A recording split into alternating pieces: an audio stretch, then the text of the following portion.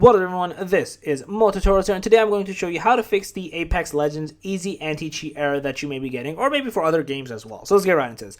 So if you're getting this error, there's a few ways to fix this, and one of them is you can just turn off your antivirus or Windows Defender, whatever it may be, or maybe allow it as an exception. Those are a little bit riskier in the sense that obviously there could be an actual virus that could then get allowed, and you might end up messing yourself over from that perspective, right? You don't want to get hacked or have a virus into your computer. So usually the easiest way to fix this is you could go to your search bar, you can type in services, and then in here you're going to type in easy, and you're going to see here something called easy anti-cheat pop up.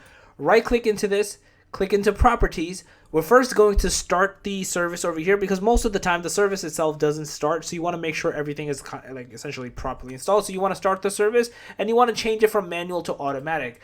Do this, restart your computer, and then you should be good to go and not have this error persist any longer. This is one of the main and basic easiest way, I should say, to fix this error. So yeah, that's basically it.